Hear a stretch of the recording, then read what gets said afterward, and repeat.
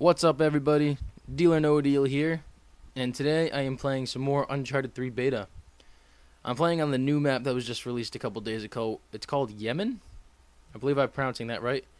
And it's a pretty unique map. You're playing within like an old-fashioned city, and what's cool about this is it really puts the sniper role into good use. The other maps that are released right now, you can snipe, but I didn't really find it to be worth your while because using something like the AK would be really valuable. And then if you wanted to get the longer ranges, the G-Maul, which is like a 3-burst rifle that you can scope in with, is much more useful. So this map really makes the sniper role awesome with the sniper towers, the high elevations, and just the long ranges of sight. I don't snipe, however. I'm using the AK. I'm really liking this gun. I know it's like the most generic gun, but I don't know. Just I feel it. I just like the control and everything. I can make it pretty accurate, and I'm using this until I get the M9, which is, it seems from what I've used a little bit, to be the better version of this gun. So anyways, I didn't really want to talk about the gameplay too much, but I will mention that I was on my A game today, and you'll see my final score towards the end. What I would like to talk about is what happened to me today. I went to Warped Tour 2011. For those who don't know what Warped Tour is, it's an event. It's a tour that the bands tour on, and it goes all throughout the summer, and they go all across the U.S. And what it is, around 60 or 70 bands, about, give or take, are on this tour. And when you go, it's an all-day thing. We got there around 10 a.m., and we didn't leave till around 8 p.m., excuse me. So you get there, and you look at the billboard, and there's about 7 stages. So you look at the stages, and you look at the times at which bands are going on those certain stages, and you kind of plan your day from there. So you get to watch a whole bunch of bands. So it's like one really big concert, which is awesome. And, the lineup changes every year. So last year it was more poppy oriented. This year the bands are more metalcore, which is a genre I really like. So I knew this year's Warped Tour was going to be, in my opinion, a lot better than last year's. And I believe it was. But there were some things that really ruined my day, and I'll get to those in a little bit. I do want to talk about just how awesome it was, because the past 2 years we went, it rained. The first year it rained the entire time, but it was kind of like a light drizzle. And then the second year, I would say about half the day, it was drizzling. And it rained again this year, just for a little bit, but it kind of put a damper on my day, if you will. But first off, I got to see a whole bunch of bands that I've wanted to see for a while, and I saw a couple bands that I had seen before, and I liked that a lot. It was a really good lineup for me, but I did have to make some compromises, because sometimes you'll come across a problem where 2 bands that you really wanted to see are playing at the same time. Now, of course, you can't be at 2 places at once, so you gotta figure out which band is more important to you and go see that one, which means you're gonna miss the other show, and that kind of sucks. So I had to make 2 really big compromises, because there were 2 times throughout the day, 2 different bands that I really wanted to see were playing at the same time. So that's a little disappointing. I still feel like I took advantage of my Warped Tour, but if it just worked out better in terms of me, like my schedule, it would have been that much better. But whatever, I still had a good time. And going back to what I mentioned about the rain this year only lasted about, I'd say, maybe 10, 15 minutes. But the problem was, these were heavy raindrops. It was raining hard, torrential downpour. And it was so bad that they had to stop playing, and everyone had to, leave, and we're going to go to, an inside stadium. Because this is at the Comcast Center, which means there's actually an inside stadium, but it's usually done all outside, because there's multiple stages. The inside's just used as 2 of the stages. So we were all moving, the rain stops, and we go back. Now, this is during the performance of Drugs. Destroy, Rebuild, Until God Shows. Drugs is just the abbreviation. Drugs was the band that I was looking forward to seeing the most, because I just really enjoy their music. And, wow, I just got destroyed there. I'm really not good at close combat in this game.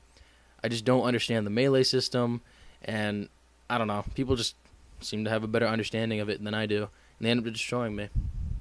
But anyways, back to what I was saying. So Drugs, I really wanted to see them, and they started playing. It was amazing. We got really close, And the rain came, and at first it wasn't so bad, and I was like, yes, this is really adding to the show. It's making that much more awesome. Because it was really hot, so it felt nice.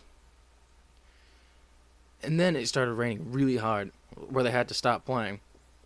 So, we left, and then we came back when the rain was done, and they only had time for one more song. Because each band only gets a half hour to play. So, maybe like 6, 7, possibly 8 songs at most for their set. And they had done 3 before the rain stopped, and when we got back, they could only do one more. So I was really disappointed. It really pissed me off because that was the one band I wanted to see the most, and I kind of got gypped because of the weather. But that's alright, I suppose, because there were other bands that I saw that I really enjoyed. Of Mice and Men is a band that I really enjoy. Never saw them before, and they put on a really great performance. Also, if anyone's ever heard of A Day to Remember, they were one of the headliners this year, and they had like a 45-minute set. I don't know why their set was longer, but they were able to put on a longer set. They played, I think, like 9 or 10 songs, which was really cool. And that really made the end of the day, because that was the last band that me and my friends saw. So, I mean, there were a lot of positives. It was just a little upsetting that I had to miss some bands that I really liked and would have loved to see, and that the one band, my favorite band there, kind of got the short end of the stick.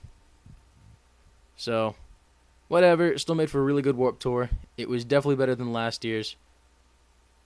And I hope that the next year's is going to be even better. It's so cool because we've gone 3 years in a row now. And the way they set it up with all the tents and the stages, everything's in the exact same spot from every other year. So my friends and I, we know our way around now. Whereas before, like the first year, we were just so lost because you're in this giant landscape. There's a whole bunch of tents and stages, and you just don't even know where to go.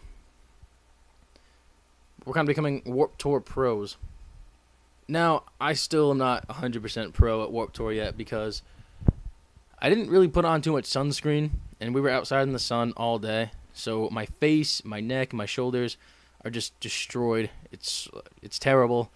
It's not so bad now, but I know when I wake up tomorrow, I'm just gonna be feeling it.